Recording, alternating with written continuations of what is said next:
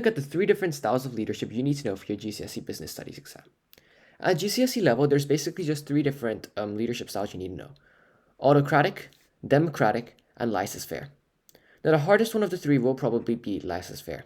The word's quite difficult, and the concept is pretty easy, but just the word is quite difficult, Laissez-Faire. It's not really normal English, right?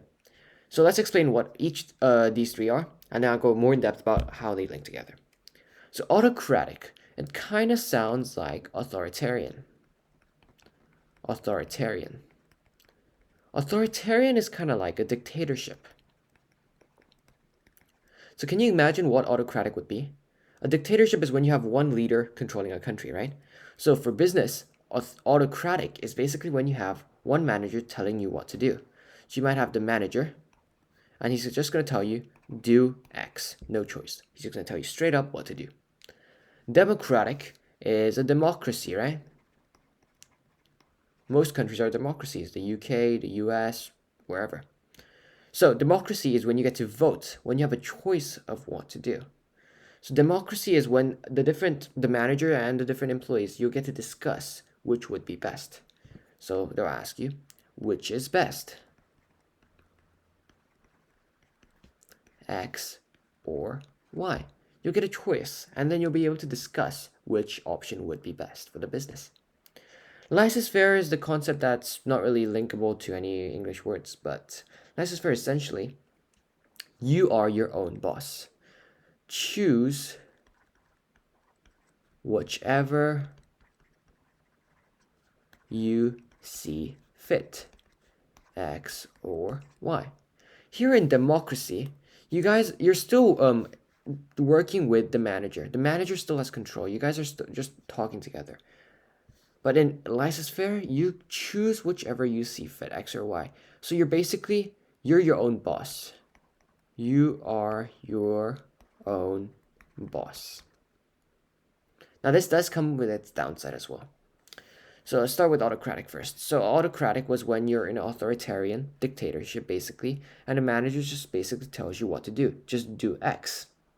So the managers make all the decisions without consulting with the employees. So the employees don't get to put their own ideas into the decision-making process.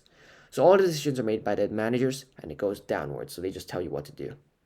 And there is no decision-making for the employees.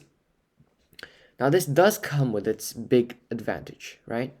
You don't need to make a decision or have a meeting with the different employees to see how they think about the decision. So it's really fast. Decisions are made incredibly quickly. Fast decision making. Now that's a big advantage for businesses that need to do a lot of work quickly. So decisions are made really quickly. And it's also made by the most experienced. Because it's going to be the higher ups, the managers who have the most work experience, right? The most experienced make the decisions. So that's going to lead to arguably better decisions. Arguably. I say arguably because in democratic, I'll just talk about something else. So arguably better decisions because they're more experienced. But remember, it's only just one manager or a couple of managers making the decision rather than having a bunch of different employees combining their knowledge together, right? So that could have a better decision making or not. So arguably better decisions. Okay, that's the key terms, arguably. Not necessarily better, just because they're experienced, right? And lastly, employees have clear instructions. Clear instructions for employee. Because employees don't need to make their own decisions, right? They're just told what to do. Some people prefer that. Some people don't like having the choice. They just like being told what to do because sometimes, even I worry. Like when I have to make my own decisions, I kind of worry. Like, am I doing the right thing? Am I on track? So sometimes it really does help to just be told what to do in a clear and well laid out manner. But obviously, this does come with its own set of downsides. Although decisions can be made really quickly, the employees' ideas are not considered. Employees' ideas are not considered. Employees' ideas are not considered. So that might demotivate employees because they don't feel like they're being valued by the company. So it might lead to a less, favorable work outcome. Another disadvantage is that employees may become demotivated, yeah, by the lack of input and responsibility, you know. This causes them to become demotivated because they don't get to share their own ideas into the decision-making process. So lack of input causes demotivation because they don't really have responsibilities within the company. They're just told what to do, so it's kind of boring, right? And the amount of stress making, this isn't necessarily for the employees, but the amount of stress making, too much work for managers, which may lead to stress. You know, the managers are making all the decisions for all the employees, right?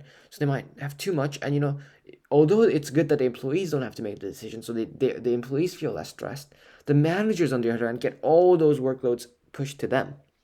So they might feel the stress of having to make all the decisions for them. And you know, the managers have people above them, right? So they might feel, oh, what if I make a mistake with this decision? All the, like, you know, punishments will come down to me because I was the one who made the decision. So I feel like the managers might feel a bit too pressured. That's autocratic. Don't worry if you didn't get it all right now. I'll go back to it after explaining all three. Democratic leadership was when you have a democracy, right? So you get a choice of what to do. You're told like to choose between what's best, and you guys get to, you know, have a talk. So managers are letting employees get on with their job. Oh, sorry, not this. So managers and employees work together to make decisions. They work together. So I'll just write this in white because it's not really an advantage or a disadvantage. Work together. The managers and the employees, they work together, right? So it's a shared decision. It's a consultative management style. So you get it. There's a lot of communication between the higher ups and the managers. There's a lot of talks between them. So it's not a barrier. You get to talk quite a lot freely between the managers. And the employees are encouraged to communicate ideas to management. So it improves the communications between the employees and the management, which could be beneficial. So democratic, it leads to motivated employees. Motivated employees. It's the opposite of autocratic because now in democratic, the employees get to make the decision alongside the manager. So they feel motivated because they feel like they have a lot of power. They feel like they have responsibility. They feel like they're part of the company because they can help with the decision making, right? Now, by the way, this is kind of off topic, but with business studies, I prefer not to memorize, but try to understand. Think about the psychology going through these different employees. Just try to understand what's happening.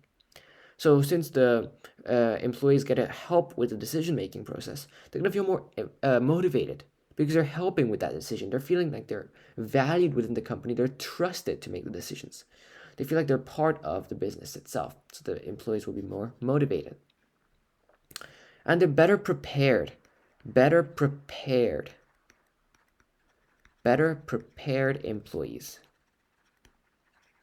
For what? For promotion. When you're promoted into like a managerial role, right? You're going to have to make more and more decisions yourself. So the employees are going to be better prepared because they're like, you know, they're assisting with the decision making. So they're more prepared for that promotion if it occurs. And the employees are more accepting. They're more accepting. Now, what do I mean by accepting of outcomes? Well, they were all sitting on a table and they all got to share their different opinions along the table, right? They all got to share their opinions in the table. And they'll know why a decision was made because they were part of the decision making. Part of the decision making process. So they know why a decision was made. So if a decision that they don't like, for example, like they decided, for example, what could be a unlikable decision? They decided that all employees should work until 10 p.m. They're not happy about that decision, but at least they know why that occurred because they were part of the decision making for that decision, right? They feel they're more accepting of the outcomes because they made the decision together alongside the managers. The disadvantages, though, it's quite a clear, obvious. This one, in autocratic, the managers made all the decisions quickly, right? In democratic, long time. It takes a long time because you have to discuss, you have to talk about pros and cons with all the employees, so it's going to take a long time. Also, you need a strong leader. Strong leader to lead the discussions. So when you have a discussion with all the employees and the managers, right? You need to have a strong leader that can bring the decision making together, that can shape and that can like lead the decision making process so that a good decision is made, who can consolidate the different decisions. You need a strong leader to do that. Yeah, that's pretty much it. So the biggest disadvantage for democratic, I'd say, is that it takes a long time, you know? Everybody needs to talk, share their own opinions, and a strong leader needs to, lead the discussion making process. And this might not be best for employees that are more like introverted, like don't really like to share their opinions. They might not really like this. They might prefer just being told what to do. So there's no real set answer for this. You just need to use logic, common sense. How would you feel? Autocratic, maybe more introverted employees would like that because they're just told what to do clearly. Less room for error, at least on the employee side. With democratic, you're not really told what to do, but you share the decision making process.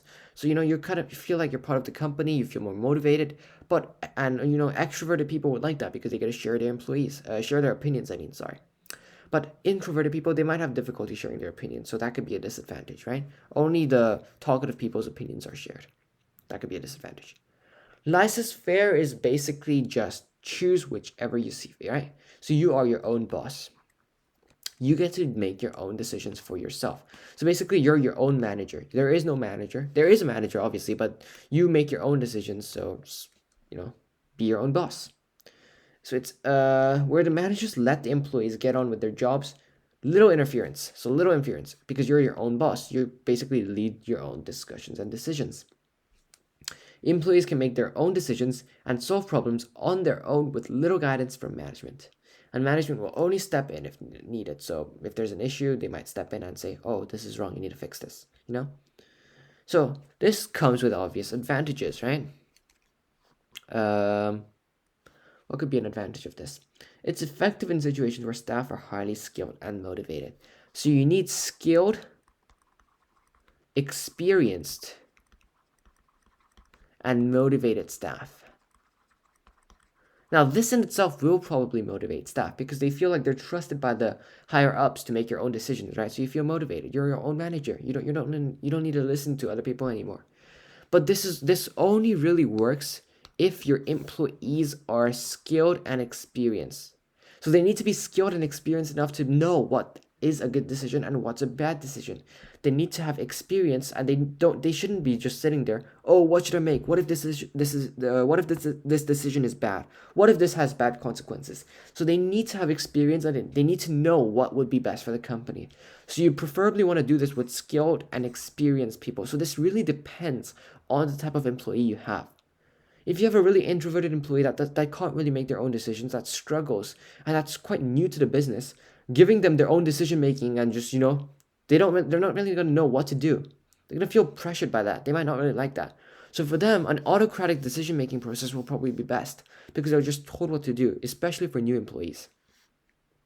This comes with other advantages too. They feel empowered and motivated. Employees feel empowered. Sorry about that. So employees are going to feel empowered and they're going to feel motivated by the business. Empowered and motivated because they feel, as I aforementioned, right? They feel like they have control over their job. They get to make their own decisions, so they feel a bit more empowered, I guess. Okay. And another advantage is that it leaves room for innovative decision making. So these employees, since they have their own choices of the decisions that are being made, right? So they could be innovative. They could make more creative decisions because they make their own decisions. Forgot to mention for democratic, actually, motivated employees better. But there's one more advantage. It's a group of people sharing their own experience, right? Sharing their own ideas. So it could lead to better decisions. So here in autocratic, we could have better decisions because it was more experienced people making decisions, right? More work experience. But here the advantage could be that more different backgrounds. More backgrounds or more ideas. More ideas. Because it's a bunch of people making the decision, right? So they might all have different ideas that probably will be better than just one person or two managers making decisions. So that's the thing about business. It's just basically common sense. Just think about what makes sense and just write that. innovative decisions. So you make your own decisions that could lead to more creative outputs. On the other hand, if you're really uncreative, if you don't really do well within this kind of situation, that's kind of me. I struggle to make my own decisions. Probably won't be best. So what are the disadvantages for laissez-faire then? The obvious one, poor performance if poor performance with unmotivated. What am I spelling? Sorry about that. With unmotivated staff. So if staff don't really feel like they're a part of the business, they might feel less motivated to do well. So there might be poor performance. Also, it might lead to poor workloads, poor work output, sorry. Because there's no one really telling them what to do every day, right? So the employees might just become lazy. They might slack off. Because there's no real like work to do. You just make your own decisions, right? So this comes with its disadvantage. And employees may feel pressured with no support. Because some people like me, I really like having someone tell you what to do. Like it kind of lowers the pressure for you. So it's kind of, it helps. It feels more secure to have to know you're on the right track because someone told you the best decision, right? You're not responsible for that poor decision. Some people don't really like making their own decisions. You just kind of get stressed. What if I made a mistake? What if I did that? And the issue with that, unclear who takes responsibility. So that's exactly what I've been saying. What if an employee makes their own decision, right? What if that decision is bad? Will the managers take the responsibility or will the employee take the responsibility, right? So that could stress out both the managers and the employees because they don't know who will take the responsibility if there's an issue, right? And yeah, that's pretty much it. Also, an advantage of this, right? The advantage of Autocratic was that decisions are fast, right? Here, decisions are also pretty fast. Because you make your own decisions. But that really depends. That's also arguable. I could also counter that by saying slow decision making. Because it really depends on who the person is, right? If they make decisions really well, if they're really confident about the decisions, they'll make it fast. But if they're slow, if they're not really sure what to do, like if they're unexperienced, it'll be slow. So the laissez-faire thing is really it's like what's the phrase? I don't know what the phrase but it's like really, it really depends. It's a mixed bag. It really depends on who your employee is, on how responsible, how motivated, how like self-managing they are. But the clear advantage of this is less load for managers. That's an advantage, not a disadvantage, sorry. Less load for managers. Because the employees are making their own decisions, right? So managers will have time to make their own decisions for their own job. So really for business studies, you just need to understand the main concept. I wouldn't go about memorizing this. I would just try to understand the three main topics. Just understand autocratic, democratic, and laissez-faire, what they mean. So authoritarian, dictatorship, just do X. You're told what to do specifically. You have no choice.